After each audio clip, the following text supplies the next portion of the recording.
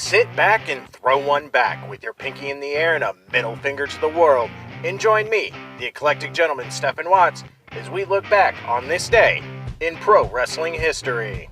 But before we do, put that drink down, like, share, and subscribe, and without further ado, let's get our wrestling history on. Ladies and gentlemen, boys and girls, children of all ages, it is April 23rd, and we are going to start off as we always do on a positive note. That's right, these are your pro wrestling birthdays. 1944, the man with the most infectious laugh in professional wrestling, Tony Atlas. 1961, Terry Bam Bam Gordy. 1977, you either love him or you hate him, John Cena. 1984, TNA Impact's Moose. 1986, the man with the muscles, Jesse Gutierrez. And last but not least, 1991, watch your teeth, it's Britt Baker. And we're going to keep the positivity train going. That's right, these are your pro wrestling history highlights for April 23rd. Getting in our Wayback Machine and going all the way to 1935, Wildcat Pete defeats Tatsu Hagagami in Honolulu, Hawaii, to become the first NWA Hawaiian Heavyweight Champion. Jumping 41 years to 1976, Bob Backlund defeats Harley Race for the Missouri title in St. Louis, Missouri, ending Race's third reign as champion. 1978, Paul Jones and Ricky Steamboat win the NWA World Tag Team Championships in Greensboro, North Carolina, defeating Cyclone Negro and Baron Von Raschke, Gene and Ole Anderson, and the Masked Superstar and Ken Patera in a tournament to win the belts.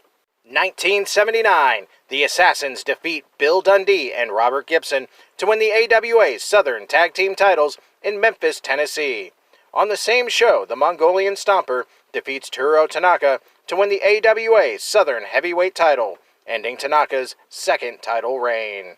Grabbing our boomboxes and going to the 80s, 1985, Ox Baker defeats Carlos Colon in San Juan, Puerto Rico to win the WWC World Heavyweight title, now known as the WWC Universal Heavyweight title.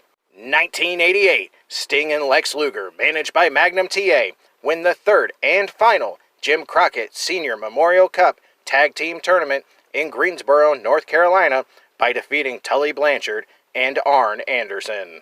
Grabbing our flannels and going to the decade of grunge, 1990. Mr. Perfect Kurt Hennig defeats Tito Santana in a tournament final in Austin, Texas to win his first WWF Intercontinental Championship.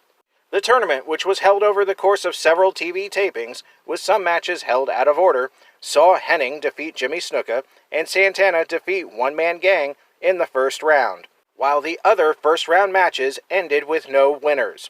Roddy Piper versus Rick Martel was a double DQ, and Dino Bravo versus Brutus Beefcake was a double countout. So Hennig and Santana went straight to the finals.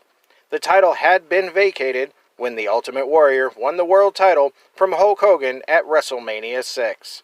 And last but not least, 1992, the Heavenly Bodies, Stan Lane and Tom Pritchard, defeated the Fantastics, Bobby and Jackie Fulton, in a tournament final to become the first Smoky Mountain Wrestling Tag Team Champions.